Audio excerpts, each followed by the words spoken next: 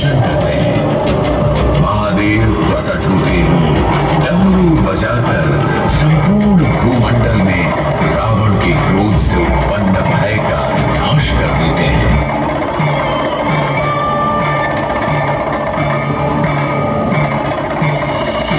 समय का पहिया देख सकते हैं दोस्तों कि अभी शिव गंगा में साक्षात शिव जी प्रकट हुए हैं और यहाँ रात का वीडियो और लाइव में दिखा रहा हूँ। कोई एडिटिंग नहीं है, कोई कुछ नहीं है।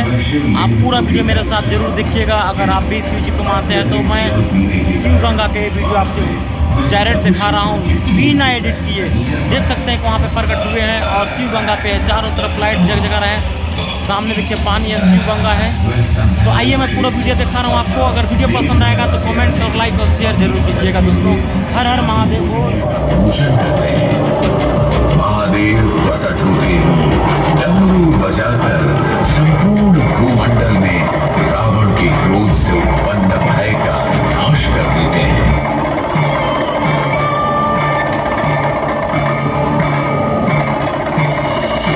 समय का पहिया घूमकर कलयुग में प्रवेश करता है। वर्तमान भौतिक संसाधन से भरी आधुनिक जीवन शैली के बीच अध्यात्म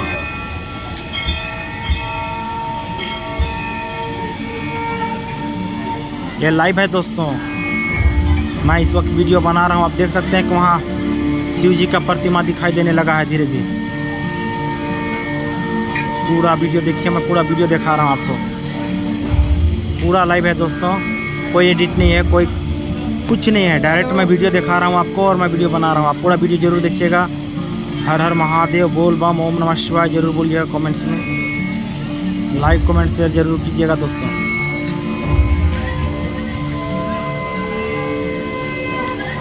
पूर्वोत्तरे प्रज्वलिता निधाने सदा वसंतम गिरिजा समेतम सुरासुराधिपादपद्यम श्री वैद्यनाथम नमः नमामि। हिंदू धर्म में ज्योतिर्लिंगों के दर्शन का बड़ा महत्व है। उन्हीं ज्योतिर्लिंगों में जो एक है वैद्यनाथ ज्योतिर्लिंग, जो झारखंड के देवघर में स्थित है। देवघर को वैद्यनाथ धाम और बाबा धाम के नाम से भी जाना जाता है। यहाँ भोलेनाथ के दर्शन मात्र से भक्तों की सभी मनोकामनाएं पूर्ण हो जाती हैं। इसलिए बाबा वैद्यनाथ को कामना शिवलिंग भी कहा गया है। सभी ज्योतिर्लिंग स्थलों में बाबा वैद्यनाथ का विशेष महत्व है। भारत के 51 शक्तिपीठों में से एक है देवघर की यह पावन धरती। शिवपुराण के शक्तिखंड में इस बात का उल्लेख है कि यहाँ माता का हृदय गिरा था। इसलिए इस पवित्र भूमि को हृदय पीठ या शक्तिपीठ भी कहा जाता है। पौराणिक कथा के अनुसार भोलेनाथ को प्रसन्न करने के लिए लंकापति रावण कठोर तप में लीन था। शिवाय ओम नमः शिवाय, ओम नमः शिवाय, ओम नमः शिवाय, ओम नमः शिवाय। रावण के इस कठोर तप से भी जब भोलेनाथ उसके समक्ष प्रकट नहीं हुए तो वह एक एक कर अपने सिर धड़ से अलग कर शिवलिंग पर चढ़ाने लगा। 9वां सिर चढ़ाने के बाद जब वह अपना अंतिम सिर चढ़ाने वाला था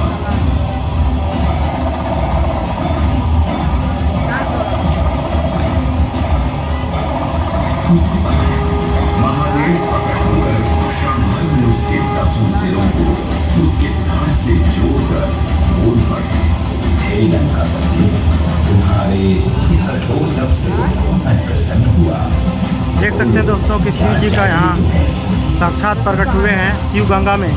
ये देवघर का वीडियो है दोस्तों, मैं लाइव दिखा रहा हूँ, आप कहीं जाइएगा मत। मैं सब कुछ पाने में समर्थ हूँ, परंतु मेरी स्वर्गाधिपति बनने की इच्छा शेष रह गई। इसलिए मैं आपके इस प्रतीकात्मक स्वरूप अर्थात गंगा शिवलिंग को उठाकर अपने साथ लंका नगरी ले जाना चाहता हूँ। लंका में रहकर आप मेरी अनंत कामनाओं को पूर्ण करते रहना।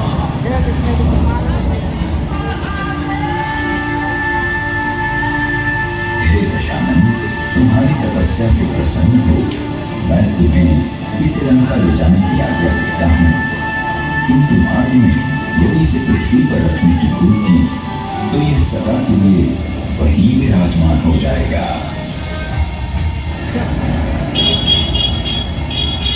प्रभु, लंका पहुंचने से पहले मैं से तनिक भी पृथ्वी से स्पर्श नहीं होने दूंगा।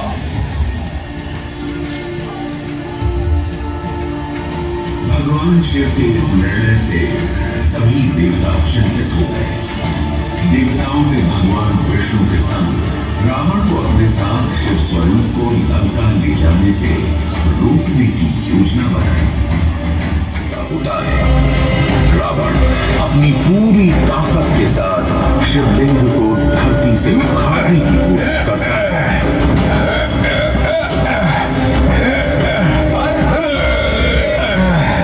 शिवलिंग को धरती से उखाड़ने में असफल रावण क्रोध से चिल्लाते हुए शिवलिंग पर प्रहार कर उसे धरती में दबाकर चला जाता है। रावण का क्रोध देख पृथ्वी डोल पड़ती है, मेघ गरज पड़ता है, आकाश में बिजली कड़कने लगती है, जगह जगह वज्रपात होने लगता है। विकराल आंधी में पेड़ पौधों सहित बड़े बड़े चट्टान आकाश में उड़ने लगते हैं। दसों दिशाओं में हाहाकार मच जाता है।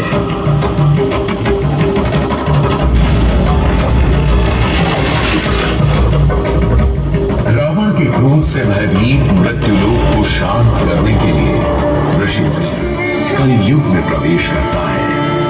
वर्तमान भौतिक संसाधन से भरी आधुनिक जीवन शैली के बीच अध्यात्म का बोध कराता देवघर का श्रावणी मेला आस्था की पराकाष्ठा को परिभाषित कर रहा होता है। प्रत्येक वर्ष की तरह इस वर्ष भी सावन में यहाँ लाखों शिव भक्तों की भीड़ उमड़ पड़ी है। इन भक्तों को कांवरिया कहा जाता है। ये शिव भक्त बिहार के भागलपुर के सुल्तानगंज में बह रही उत्तर वाहिनी गंगा से गंगा जल भरकर लगभग 105 किलोमीटर पैदल कांवड़ यात्रा करते हुए देवघर पहुंचते हैं और सावन के प्रत्येक सोमवार को बाबा बैद्यनाथ का जलाभिषेक करते हैं। ऐतिहासिक श्रावणी मेले में भारत के अलग अलग हिस्सों से ही नहीं बल्कि नेपाल, भूटान, म्यांमार, जापान सहित कई देशों से शिव भक्तों का आना जाना पूरे सावन महीने में लगा रहता है। सुल्तानगंज से देवघर तक कांवरिया मार्ग के किनारे शिविर, दुकानें, पंडाल आदि कांवर यात्रा की शोभा बढ़ाते दिखते हैं। सावन की रिमझिम फुहार से सराबोर आस्था का भगवा रंग कठिन कांवर यात्रा की पीड़ा का आभास तक नहीं होने देता है। या बोल बम का नारा लगाते लगाते गला बैठ जाए, शिव भक्त को इसकी तनिक भी सुध नहीं रहती।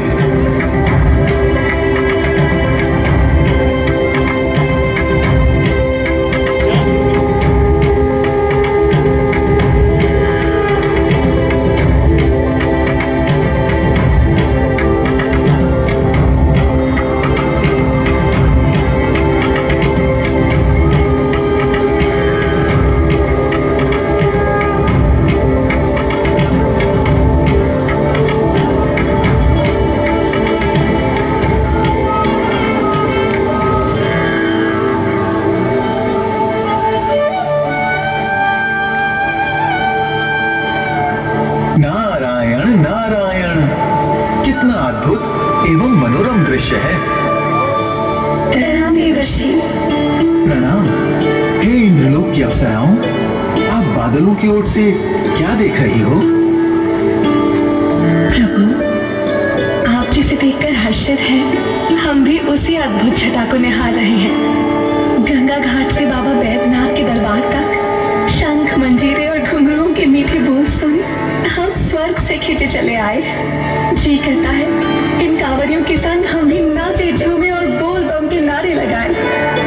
वो देखो, जब वहां महादेव स्वयं भक्तों के बीच भेष बदलकर नाच रहे हैं, तो तुम्हें किसने रोका है? अरे हाँ, अकेले महादेव ही नहीं, उनके संग जटाओं से बहती गंगा, माथे पर दमकते चंद्रदेव, गले में लिपटे वासुकी नाग, हाथों में त्रिशूल और डमरू, सभी मगन हैं कांवरियों के संग।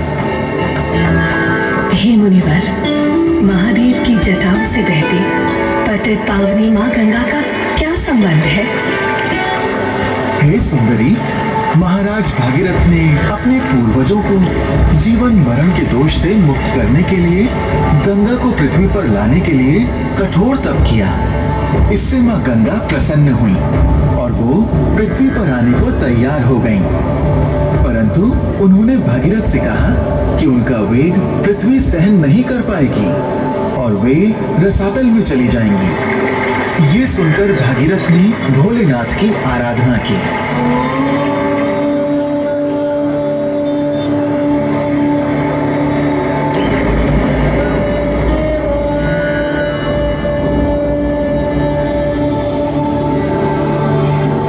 भोलेनाथ ने गंगा को अपनी जटा में धारण कर उसकी केवल एक धारा को पृथ्वी पर जन कल्याण के लिए भेज दिया। और चंद्रदेव? समुद्र मंथन से निकले विष को जब भगवान शिव ने पी लिया तो विष के प्रभाव से उनका शरीर तपने लगा। तब चंद्रमा ने महादेव के सिर पर विराज कर उन्हें शीतलता प्रदान की। और वासुकी नाग? समुद्र मंथन के लिए रस्सी का काम वासुकी नाग ने किया, जिससे प्रसन्न होकर महादेव ने वासुकी नाग को अपने गले में धारण कर लिया। ये त्रिशूल, ये डमरू और ये भस्म? सृष्टि आरंभ से पहले भोलेनाथ के प्रकट होने के साथ ही सत्व, रज और तम गुण पैदा हुए, जो सृष्टि में सामंजस्य बनाए रखने का काम करते हैं। महादेव ने तीनों को त्रिशूल का रूप देकर अपने हाथ में थाम लिया। ठीक उसी प्रकार सृष्टि के संतुलन के लिए उन्होंने डमरू धारण किया है। शिवजी को मृत्यु का स्वामी माना गया है और शिवजी शव के जलने के बाद बची भस्म को अपने शरीर पर लेप लेते हैं। इस प्रकार शिवजी भस्म लगाकर संसार को ये संदेश देते हैं कि हमारा ये शरीर नश्वर है। मुनिवर, वो देखिए बाबा बैद्यनाथ की नगरी में श्रावणी मेले का उत्सव।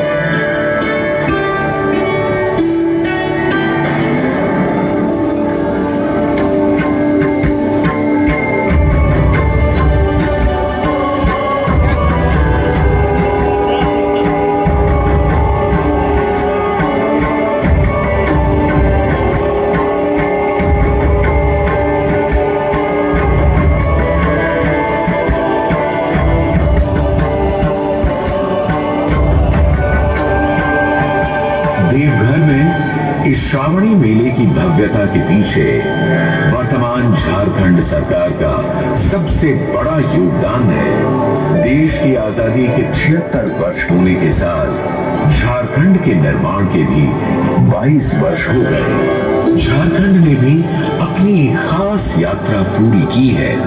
झारखंड के विकास का भी देश के विकास में अपना विशिष्ट योगदान रहा है। यहाँ के खनिजों से राष्ट्र की आर्थिक धमनियां मजबूत हो रही हैं। यहाँ के कोयले से